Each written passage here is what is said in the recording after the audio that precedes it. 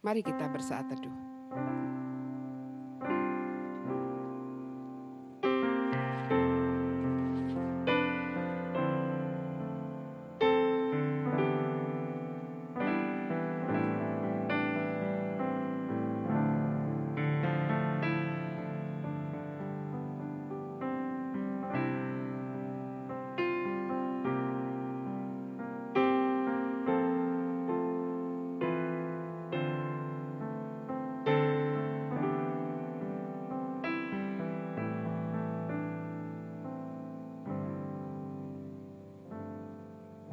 Jemaat saya undang bangkit berdiri. Shalom, damai sejahtera beserta kita semua. Marilah saat ini kita bersama-sama beribadah kepada Tuhan, sekalipun secara online. Kita tetap setia beribadah dan kita percaya bahwa Tuhan hadir juga bersama-sama kita saat ini. Firman Tuhan dalam Yosua 24 ayat 14a menyampaikan, oleh sebab itu takutlah akan Tuhan dan beribadalah kepadanya dengan tulus, ikhlas dan setia. Jemaat yang dikasihi Tuhan, saat ini kita sungguh berbahagia. Walaupun kita ada di rumah, Tuhan memberikan waktu untuk kita boleh beribadah bersama. Kita akan memuji Tuhan dari Kidung Jemaat 392, bait 1 dan 3, ku berbahagia.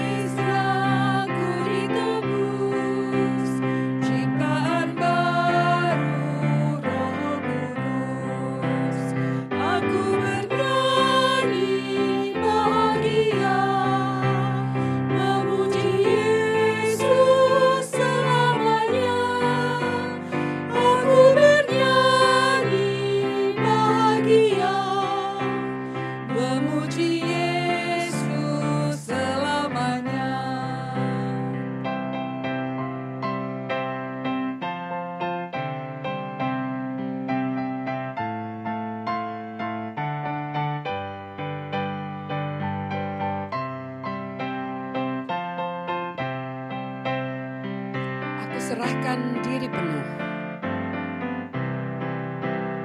Aku serahkan diri penuh. Dalam Tuhanku hatiku teduh. Sambil menyongsong kembalinya, ku diliputi anugerah. Aku bernyanyi memuji Yesus selamanya. Aku bernyanyi bahagia, memuji Yesus selamanya. Pertolongan kita adalah dalam nama Tuhan yang menjadikan langit dan bumi.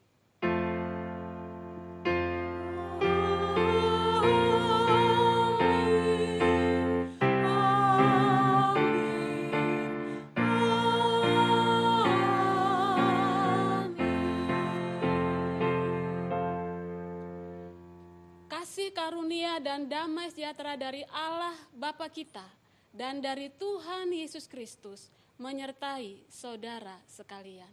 Dan menyertai saudara juga. Jemaat yang dikasihi Tuhan, di tengah-tengah rasa cemas kita, melihat hari-hari belakangan ini yang begitu mengkhawatirkan, kita sebagai anak-anak Tuhan, mari datang kepadanya dan selalu memiliki pengharapan di dalamnya. Pada ibadah pagi hari ini, tema ibadah kita adalah memaknai pengharapan. Khotbah akan disampaikan oleh Evangelis Ima Ita Simbolon.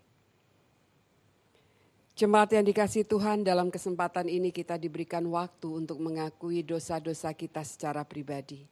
Tanpa kita sadari hari-hari yang telah kita lalui, mungkin kita telah menyakiti hati, keluarga kita, suami, istri, anak-anak, kakak, adik, atau bahkan orang tua kita.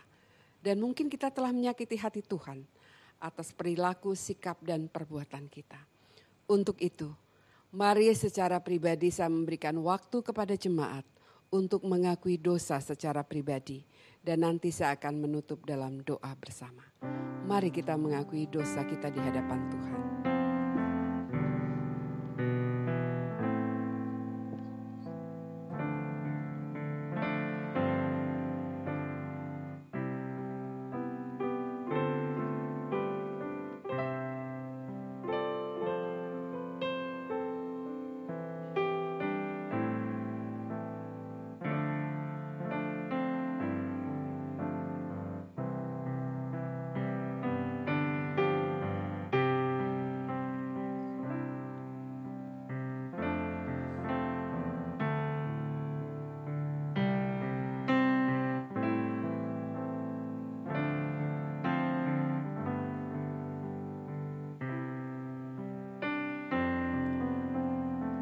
Tuhan Yesus Allah Sang Maha Pengampun, pagi hari ini kami datang kepadamu, membawa pergumulan hidup kami. Kami anak-anak-Mu ini telah sering kali mendukakan hati Tuhan. Kami sering kali menyakiti hati orang-orang yang ada di sekitar kami. Kami menyakiti hati orang tua kami, menyakiti pasangan hidup kami, istri atau suami, menyakiti hati anak-anak kami, menyakiti hati keluarga kami. Dan mungkin juga dalam pikiran-pikiran kami yang berkecamuk dengan kekhawatiran, terselip dosa yang kami lakukan. Kami ingin berbuat ini dan itu, mengabaikan kuasa Tuhan di dalamnya. Bapa, kami datang kepadamu memohon kiranya Engkau berbelas mengasihani kami. Ampunilah untuk segala salah dan dosa kami. Kami membawa pergumulan dosa kami di setiap relung hati kami, di setiap pengakuan yang kami ucapkan maupun yang tidak kami ucapkan Tuhan, Engkau Maha mengetahui. Kami mohon Tuhan mengampuni kami, menyucikan hati dan pikiran kami, sehingga kami boleh layak datang beribadah kepada Tuhan dengan hati yang bening, hati yang jernih, hati yang telah Tuhan sucikan. Inilah doa pengakuan dosa kami yang kami minta dan alaskan di dalam Tuhan Yesus Kristus, Allah dan Juru Selamat kami yang hidup. Amin. Jemaat yang dikasihi Tuhan, saya undang berdiri. Kita akan mendengarkan berita anugerah yang kita akan baca dari Yeremia 29 ayat 11. Firman Tuhan berbunyi demikian. Sebab aku ini mengetahui rancangan-rancangan apa yang ada padaku mengenai kamu. Demikianlah firman Tuhan, yaitu rancangan damai sejahtera dan bukan rancangan kecelakaan, untuk memberikan kepadamu hari depan yang penuh harapan. Demikianlah berita anugerah dari Tuhan. Syukur kepada Allah. Salam damai untuk kita semua.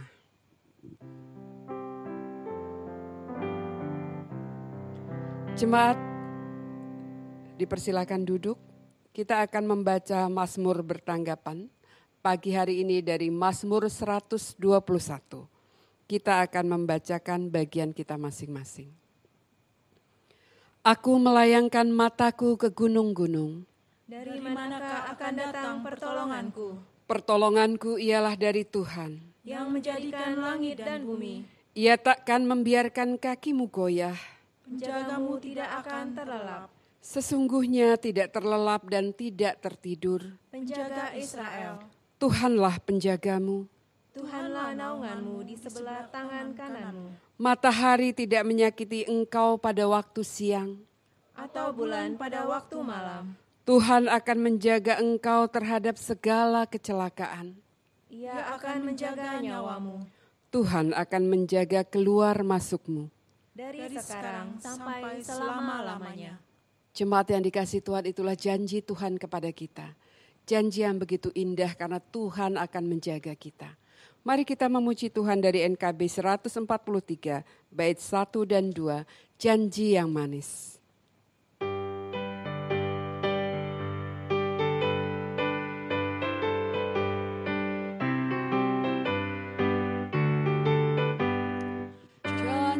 manis kau tak kulupakan, kau terombang-ambing lagi jiwaku. Walau lembah hidupku penuh awan, yang kikan cerahlah langit di atasku. Kau tidak akan aku lupakan, aku membimbingmu, aku membimbingmu. Kau tidak akan aku lupakan, aku penolongmu. Yakinlah teguh, yakinkan janji kau tak kulupakan. Dengan sukacita aku jalan terus, dunia dan kawan tiada kuharapkan, satu yang setia, Yesus menebus. Kau tidak akan aku lupakan, aku membimbingmu, aku membimbingmu. Kau tidak akan aku lupakan, aku penolongmu. Yakinlah teguh. Mari kita berdoa. Kami sungguh bersyukur ya Allah ketika kami mengingat Engkau Allah yang setia menyertai langkah hidup kami. Janji yang manis Engkau tepati bagi setiap kami yang percaya kepada Engkau. Bapa dalam surga, saat ini kami juga rindu Tuhan untuk mendengarkan suara-Mu yang akan menopang kami, yang akan mengarahkan kami menjalani hidup di tengah dunia ini yang penuh tantangan dan godaan. Kami ingin dalam hidup kami senantiasa mengingat Engkau. Kami ingin mengasihi Engkau. Berbicaralah Tuhan, di dalam nama Tuhan Yesus kami berdoa. Amin.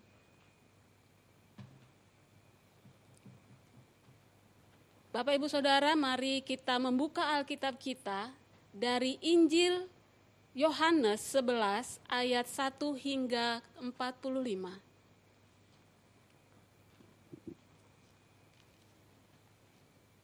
Yohanes 11 ayat 1 hingga 45.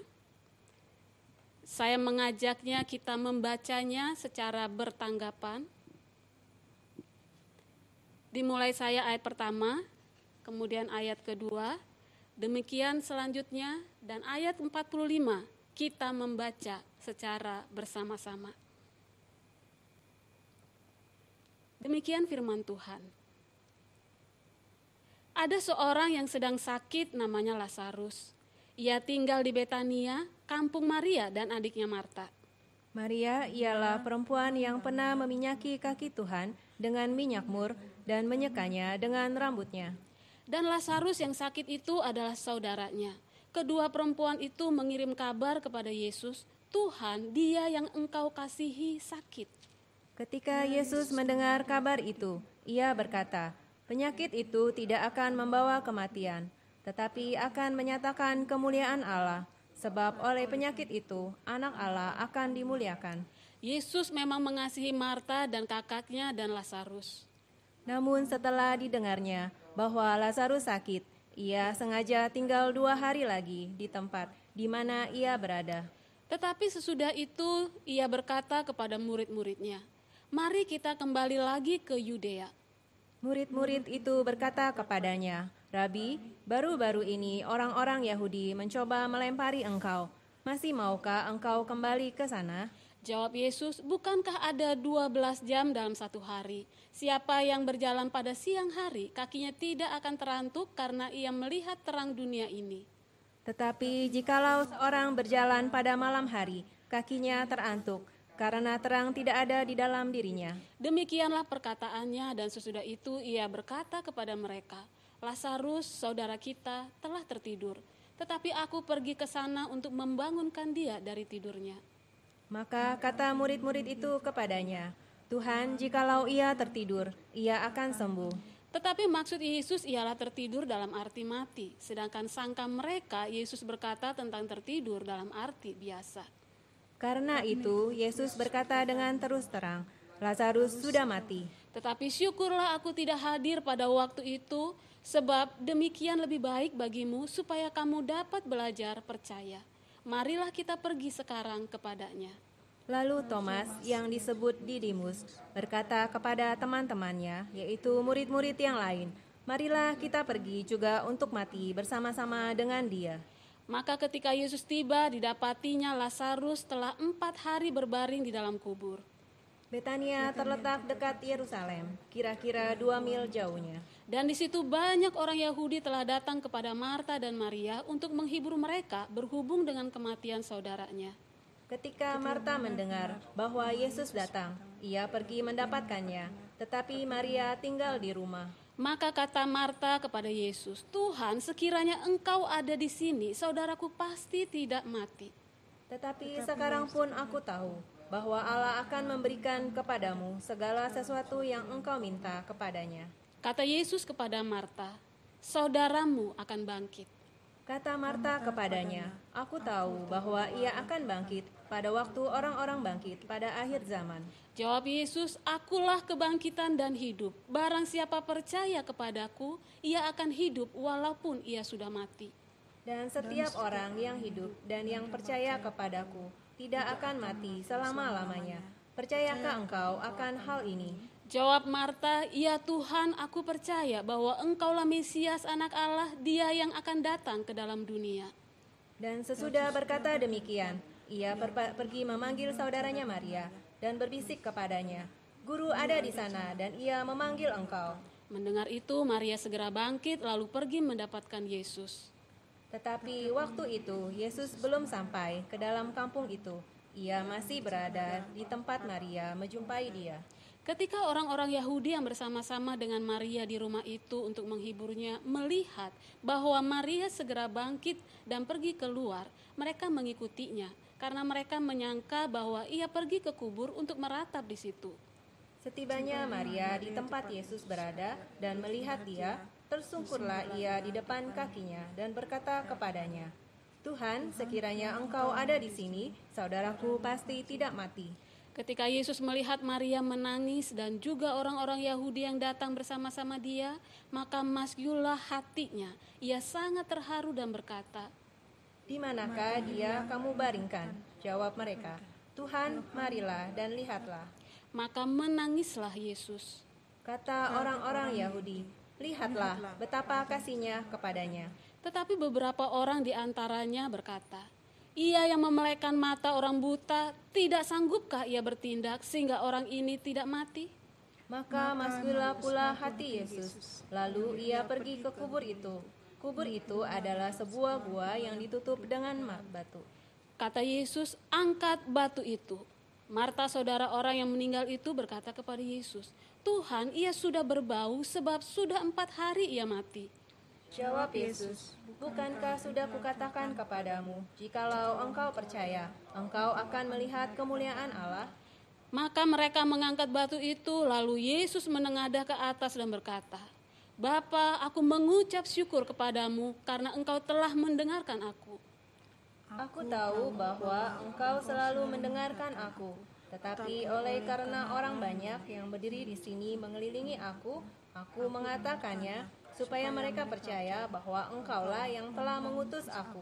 Dan sesudah berkata demikian, berserulah ia dengan suara keras, "Lazarus, marilah keluar." Orang yang telah mati itu datang keluar. Kaki dan tangannya masih terikat dengan kain kapan, dan mukanya tertutup dengan kain peluh. Kata Yesus kepada mereka, "Bukalah kain-kain itu dan biarkan ia pergi." Ayat 45 bersama-sama. Banyak di antara orang-orang Yahudi yang datang melawat Maria dan yang menyaksikan sendiri apa yang telah dibuat Yesus percaya kepadanya. Demikianlah Injil Yesus Kristus. Berbahagialah setiap kita yang mendengar firman Allah dan memeliharanya dalam hidup kita. Hosiana.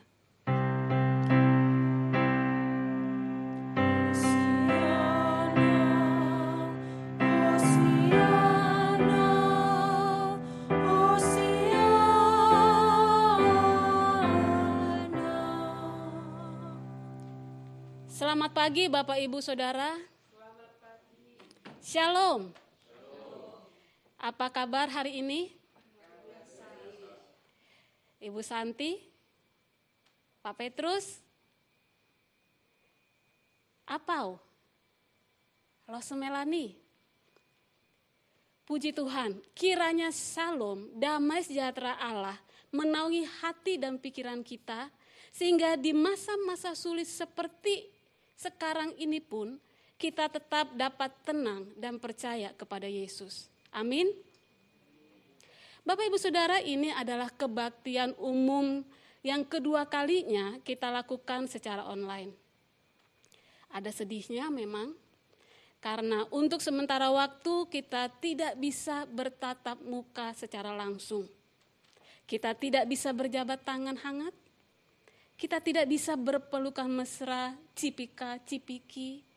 Karena saat ini kita harus physical distancing, jaga jarak demi keamanan, kebaikan bersama. Tetapi saudara, di tengah-tengah keadaan seperti ini ada juga senangnya. Mengapa kita senang? Karena kita punya Allah yang tidak pernah physical distancing dengan kita umatnya. Dia tidak pernah menjaga jarak sedetik, sekapanpun dalam hidup kita. Karena Allah kita adalah Allah yang Immanuel, yang senang sekali menyertai kita, memberkati kita. Termasuk saat-saat seperti ini ketika kita beribadah di rumah kita masing-masing. Dan di sisi lain dengan kejadian ini ada positifnya juga. Karena hati kita semakin rindu dan menghargai akan rumah Tuhan. Sama seperti pemazmur katakan, jiwaku hancur merindukan pelataran-pelataran Tuhan. Lebih baik 1 hari di pelataranmu daripada 1000 hari di tempat lain. Sehingga Bapak Ibu Saudara, kelak kalau si corona ini sudah kalah, kita mau semakin semangat, mau tetap bertekun menggunakan waktu dan kesempatan yang ada untuk datang beribadah dan melayani Tuhan. Jadi jangan lagi bolos, bolong-bolong beribadah dan melayani Tuhan. Bapak Ibu Saudara, hari ini kita memasuki Prapaskah kelima. Dan tema perenungan firman Tuhan hari ini adalah memaknai pengharapan. Memaknai pengharapan. Bapak Ibu Saudara, apa sih pengharapan yang kita miliki di dalam Tuhan? Jawabnya mungkin, banyak pengharapan yang kita miliki dalam Tuhan. Puji Tuhan. Hidup yang dipelihara, hidup yang dijaga, dirancang untuk bahagia. Dan masa depan yang penuh harapan. Tapi ada satu hal lagi yang semua orang harapkan didapat dari Tuhan, yaitu hidup. Saudara-saudara, ternyata manusia itu sangat takut sekali dengan yang namanya mati. Namun puji Tuhan, di dalam Dia kita diberi pengharapan akan hidup selama-lamanya. Inilah yang dijanjikan oleh Tuhan Yesus seperti yang kita baca tadi dalam Yohanes 11 ayat 25 hingga 26. Akulah kebangkitan dan hidup. Barang siapa percaya kepadaku, ia akan hidup walaupun ia sudah mati. Dan setiap orang yang hidup dan yang percaya kepadaku tidak akan mati selama-lamanya. Saudara, mengapa manusia begitu takut dengan kematian? Karena kematian itu adalah akhir dari segalanya. Karena kematian itu artinya binasa oleh murka Allah. Suatu penderitaan kekal baru saja dimulai. Sehingga semua manusia sangat takut dengan kematian. Siapapun itu sangat takut dengan kematian. Dan untuk menjawab ketakutan terbesar manusia ini, maka Allah dengan kemurahan hatinya mau datang ke dunia. Mau sama dengan manusia. Dia menderita. Dia disalibkan mati. Supaya oleh kematiannya kita hidup. Mungkin ada yang bertanya, loh kok bisa? kok bisa begitu yakin kita akan hidup? Saudara-saudara, dasar satu-satunya kepastian pengharapan ini adalah pada siapa yang mengatakannya. Siapa yang menjaminnya? Yaitu Yesus itu sendiri yang adalah Tuhan yang mengatakan bahwa setiap orang yang hidup dan yang percaya kepadanya akan diberikan hidup yang kekal. Dan itu pasti, bukan mudah-mudahan. Dan ia tidak akan binasa, bukan dalam jangka waktu yang sebentar, tapi untuk selama-lamanya ia tidak akan binasa. Dan seorang pun tidak dapat merebut kita dari tangan Allah. Baik itu iblis, kesusahan, penderitaan dunia sekalipun tidak bisa merebut kita dari genggaman tangan Allah. Saudara-saudara, inilah yang menjadi dasar mengapa kita begitu yakin akan pengharapan yang kita miliki di dalam Tuhan. Pertanyaannya sekarang adalah, percaya enggak saudara? Percaya enggak? Mungkin ada yang bilang, percaya sih. Tapi kalau keadaan sekeliling saya begini, rasanya kok ya enggak cocok kalau jaminan pengharapan itu ada pada saya. Faktanya hidup susah, hidup setengah mati. Jangan-jangan saya enggak termasuk orang yang diberikan pengharapan hidup oleh Tuhan. Saudara, jangan saudara kita menaruh harapan kita pada keadaan sekeliling. Bisa jadi saat ini tidak cocok, sulit, berat. Tapi kalau itu menjadi dasar kita percaya akan pengharapan dalam Tuhan, bisa-bisa kita cepat putus asa dan berhenti mengikuti dan percaya kepada Yesus. Atau mungkin ada yang berkata, percaya sih, tapi kok ya perasaan saya suka gak begitu yakin ya. Kadang yakin, kadang sebentar lagi gak yakin. Ya apa iya saya akan hidup selama-lamanya? Saudara-saudara, jangan sandarkan kepastian pengharapan kita kepada perasaan kita. Karena perasaan kita, saya pun sebagai hamba Tuhan, kadang-kadang perasaan itu bisa galau, bisa berubah-ubah. Jadi kalau kita dasarkan pengharapan hidup kita dalam Tuhan dengan perasaan kita, itu akan membuat kita mudah goyah. Jadi saudara-saudara, dasar pengharapan kita sauhkan pada perkataan Tuhan Yesus. Pribadi Yesus yang memberi pengharapan inilah yang juga pernah hadir dalam hidup Maria dan Marta. Saat itu Maria dan Marta mengalami keadaan yang sepertinya sudah tidak ada lagi harapan.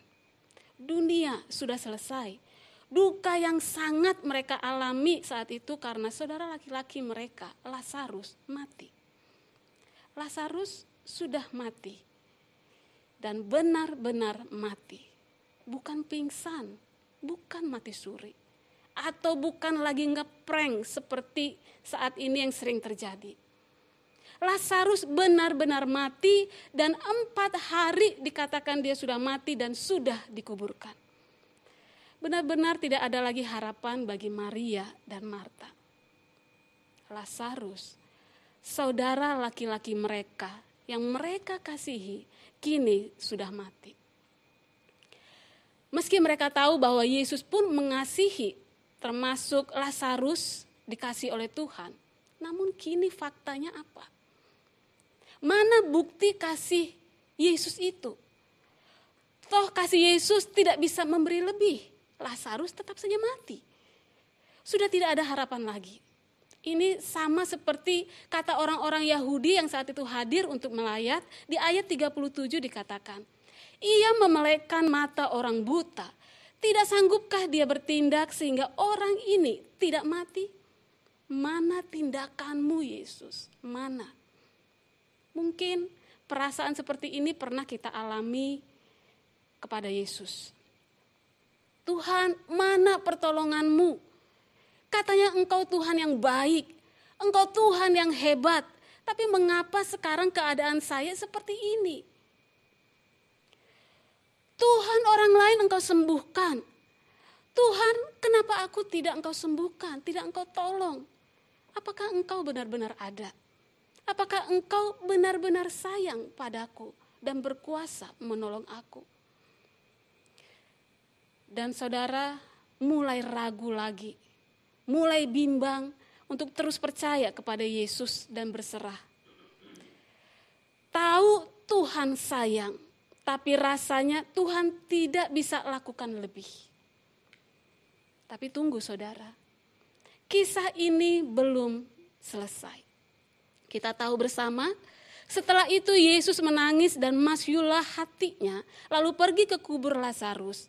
Dan di sana Yesus berkata, angkat batu itu. Yesus katakan demikian karena Yesus sanggup membangkitkan Lazarus dari kematian. Yesus adalah kebangkitan dan hidup itu. Dan mengapa Yesus membangkitkan Lazarus? Dengan harapan supaya setiap orang yang melihat, yang hadir saat itu, menyaksikan bagaimana Yesus membangkitkan Lazarus, mereka akhirnya percaya kepada Yesus dan mereka pun diberikan hidup selama-lamanya. Saudara, biarlah respon kita terhadap Yesus dalam keadaan apapun sama seperti respon Marta di ayat 27 yang berkata, ya Tuhan, aku percaya bahwa Engkaulah Mesias anak Allah, Dia yang akan datang ke dalam dunia.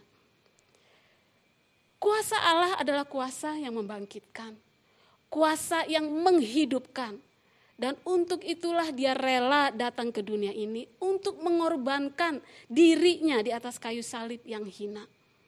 Dia mati, Dia serahkan nyawa dan darahnya bagi pengampunan dosa-dosa kita. Dia dikuburkan. Namun kuasa kematian tidak dapat menahannya. Pada hari ketiga Dia bangkit. Saudara, kita punya Allah yang hidup, yang bangkit. Yesus namanya, Dialah Allah kita. Dialah Allah yang kita miliki. Pandanglah pada Dia saja. Bahkan dalam keadaan yang berat sekalipun, jangan pandang pada dunia yang berubah-ubah ini. Jangan pula pandang pada perasaan kita yang suka galau, yang juga kadang kita kacau bergemuruh oleh badai hidup kita. Hanya pandang pada Yesus dengan semua janji dan perkataan yang telah nyata supaya kita mempunyai hidup. Saudara-saudara, setiap minggu dalam Prapaskah ini, termasuk hari ini Prapaskah yang kelima, di mana setiap kali memulai ibadah kebaktian, ada lilin yang dimatikan satu persatu. Ini adalah sebagai simbol jalan Yesus menuju kematian. Menuju kematian yang rela Dia pikul, Dia lakukan demi memberikan pengharapan yang hidup bagi kita yang percaya kepadanya. Kematiannya menghidupkan setiap kita. Saudara-saudara, ini yang Tuhan katakan, akulah kebangkitan dan hidup. Setiap orang yang hidup dan percaya kepadaku tidak akan mati selama-lamanya. Tuhan hanya minta satu respon kita. Percayakah engkau? Dan biarlah sama seperti respon Marta. Ya Tuhan, aku percaya bahwa Engkaulah Mesias, anak Allah, Dia yang akan datang ke dalam dunia. Saudara-saudara, saat ini yang menjadi pergumulan beratmu apa? Apa yang membuat rasanya hidup kita tanpa harapan? Khawatir akan serangan virus corona yang memang mengerikan, tak tampak tapi begitu terasa dan menakutkan banyak manusia. Atau mungkin kita khawatir akan penghidupan kita di masa depan. Khawatir akan kesehatan yang semakin menurun dan belum juga sembuh-sembuh. Saudara, apapun itu, datanglah pada Yesus. Dia mengasihimu. Dia pun berkuasa membangkitkan dan menghidupkan setiap kita yang percaya. Datang, percaya padanya. Saudara, kalau perkara yang paling berat dan menakutkan bagi manusia, yaitu kematian kekal dan maut yang telah ia selesaikan di atas kayu salib. Adakah hal lain yang tidak sanggup Allah lakukan bagi kita kalau itu baik dalam pandangannya? Saudara, sekali ini lagi, nantikanlah Tuhan, Ia akan menjadikan indah pada waktunya. Masih ada Tuhan. Mari kita tundukkan kepala kita. Kita masuk dalam saat hening.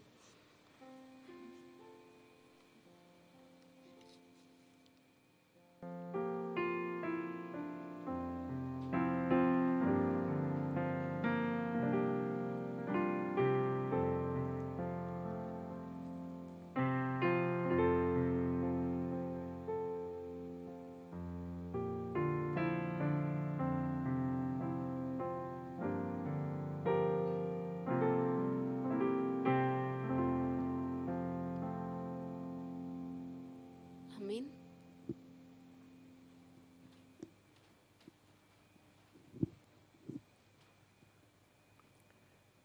Jemaat sekalian yang saat ini sedang berada di rumah-rumah, kami undang untuk bangkit berdiri. Marilah kita bersama dengan umat Allah di masa lalu, masa kini dan masa depan untuk mengingat pengakuan pada baptisan kita menurut pengakuan iman rasuli. Aku percaya kepada Allah, Bapa yang Maha Kuasa, Khalik langit dan bumi, dan kepada Yesus Kristus, Anaknya yang tunggal Tuhan kita, yang dikandung dari Roh Kudus, lahir dari anak darah Maria, yang menderita sengsara di bawah pemerintahan Pontius Pilatus, disalibkan, mati dan kuburkan, turun ke dalam kerajaan maut. Pada hari yang ketiga, bangkit pula dari antara orang mati, naik ke sorga, duduk di sebelah kanan Allah, Bapa yang Maha Kuasa. Dan dari sana Ia akan datang untuk menghakimi orang yang hidup dan yang mati. Aku percaya kepada Roh Kudus, gereja yang kudus dan am, persekutuan orang kudus, pengampunan dosa, kebangkitan orang mati, dan hidup yang kekal. Amin. Silakan duduk. Jemaat, mari kita masuk dalam doa syafaat. Kami sungguh bersyukur ya Tuhan ketika kami sekali lagi Engkau sapa dengan kebenaran firman-Mu. Bahwa di dalam Engkau ada pengharapan yang pasti. Kami mempunyai hidup selama-lamanya. Terima kasih ya Tuhan, ini sungguh menenangkan hati kami, terkhususnya saat-saat sulit yang kami alami. Bapa dalam surga, saat ini kami juga berdoa untuk bangsa dan negara kami, bahkan dunia dengan masalah yang dihadapi yang begitu mencekam dan menakutkan. Banyak korban jiwa. Tuhan kami berdoa, biarlah Tuhan menolong para pemimpin-pemimpin negara. Kami berdoa untuk presiden kami, biarlah Tuhan berikan hikmat bijaksana-Mu yang begitu dalam, supaya dia bisa mengambil keputusan yang tepat dan terbaik bagi kebaikan bangsa Indonesia ini. Tuhan tolong juga supaya para menteri bisa bekerja sama dan itu boleh menolong keadaan Indonesia lebih baik dan stabil kembali. Kami juga berdoa ya Tuhan untuk para dokter, tenaga medis yang berjuang untuk menolong korban corona ini. Biarlah juga Tuhan yang menjaga melindungi mereka. Berikan mereka kesehatan, kekuatan yang terbaik dalam tugas mereka. Berikan juga damai sejahtera-Mu bagi keluarga mereka. Bapa dalam surga, kami juga berdoa untuk setiap korban yang mengalami sakit ini ya Tuhan. Tuhan yang jamah, Tuhan yang pulihkan. Lewat usaha tenaga medis yang Tuhan pakai, Tuhan berkati. Kami merindukan masalah ini cepat selesai. Dan kami boleh melihat betapa Tuhan berkuasa menolong kami. Kami juga berdoa ya Tuhan untuk seluruh bangsa Indonesia ini, warganya, supaya kami boleh bersehati, hidup mentaati perintah anjuran dari pemerintah, supaya semua baik adanya. Kami juga berdoa supaya tolong kami orang-orang percaya yang ada di tengah-tengah Indonesia ini. Biarlah kami menjadi orang percaya yang bijaksana, yang hidup kami boleh menjadi terang dan garam bagi lingkungan kami ya Tuhan. Bapa dalam surga, kami berdoa, Biarlah juga Tuhan menolong orang-orang yang mengalami kedukaan karena ditinggalkan keluarga mereka yang terserang corona ini. Biarlah Tuhan hiburkan hati mereka. Bahkan ketika di tengah duka banyak keterbatasan, biarlah Tuhan pulihkan hati mereka. Engkau hapuskan air mata mereka. Engkau harapan mereka ya Tuhan. Hadirlah dan berkatilah mereka. Inilah doa syafaat kami Tuhan. Berkatilah gerejamu, umatmu, Indonesia, bahkan dunia ini. Di dalam nama Tuhan Yesus, kami berdoa, kami meminta kepada Bapa dalam surga. Amin.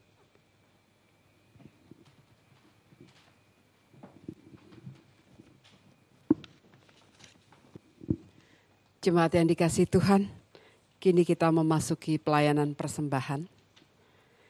Jemaat yang rindu untuk memberikan persembahan dapat menyalurkannya melalui rekening gereja, mentransfer dari bank masing-masing, ataupun memisahkan untuk diberikan langsung pada saat nanti kita sudah mulai beraktivitas kembali untuk berjemaat. Jadi silahkan dipilih apakah mau mentransfer di nomor rekening berikut atau mungkin juga akan memberikan langsung pada saat nanti kita sudah mulai aktivitas kembali.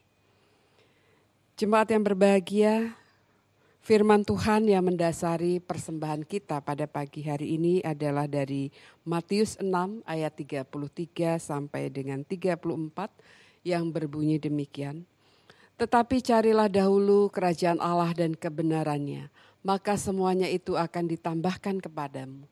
Sebab itu janganlah kamu khawatir akan hari besok, karena hari besok mempunyai kesusahannya sendiri.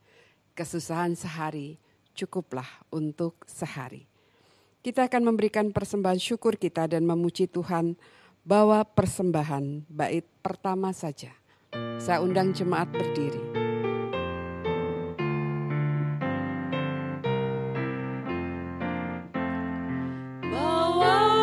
Persembahanmu dalam rumah Tuhan, dengan rela hatimu, janganlah jemu.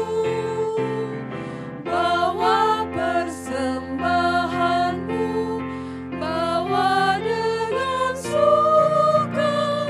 Bawa persembahanmu, tanda sukacitamu, bawa persembahanmu, ucaplah syukur. Mari kita berdoa. Allah yang Maha Kasih, kami mengucapkan syukur kepadamu di tengah kegalauan hati kami. Tuhan masih mengizinkan kami beribadah dan Tuhan memberikan kesempatan untuk kami mempersembahkan sebagian berkat yang telah Tuhan anugerahkan kepada kami. Tuhan Yesus, mohon Engkau menyucikan dan menguduskan persembahan kami ini sehingga akan berguna untuk pekerjaan di gereja-Mu ya Bapa. Kiranya Engkau juga memberikan berkat-Mu Tuhan untuk setiap orang yang telah memberikan waktu, tenaga dan pikirannya, mempersembahkan yang terbaik dalam hidup mereka untuk persembahan yang kudus, yang benar di hadapan-Mu. Terima kasih Bapa Surgawi, Engkau pun kiranya memberkati pengelola, para majelis, para aktivis yang menggunakan dana ini. Kiranya Engkau memberikan hati dan kesungguhan untuk mengelolanya dengan baik. Terima kasih Bapa Surgawi, inilah doa dan permohonan kami yang kami mintakan di dalam Yesus Kristus Tuhan kami yang hidup. Amin. Jemaat yang dikasihi Tuhan, kita akan mengakhiri ibadah pada pagi hari ini. Dan mari kita akan memuji Tuhan dari PPK 157 bait 1 dan 2. Tuhan harapanku.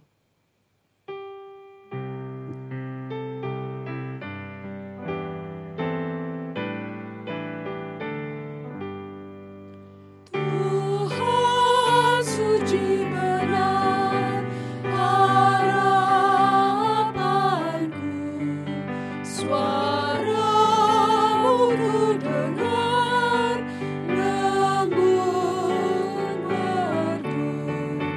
Oh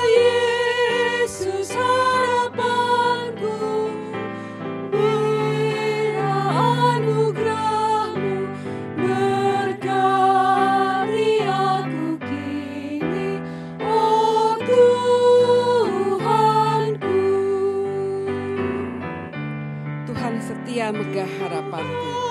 Setia megah harapanku, hidupku yang lemah pegang teguh.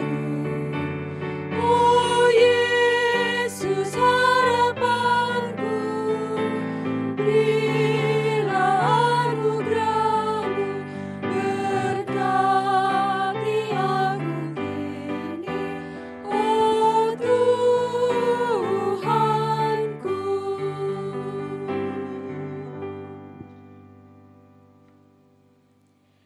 Jemaat yang dikasihi Allah, arahkanlah hatimu kepada Tuhan. Kami mengarahkan hati kami kepada Tuhan. Jadilah saksi Kristus. Syukur kepada Allah, Terpujilah Tuhan kini dan selamanya. dan terimalah berkat-Nya. Tuhan memberkati kita dan melindungi kita. Tuhan menyinari kita dengan wajah-Nya dan memberi kita kasih karunia. Tuhan menghadapkan wajah-Nya kepada kita dan memberi kita damai sejahtera. Hosiana.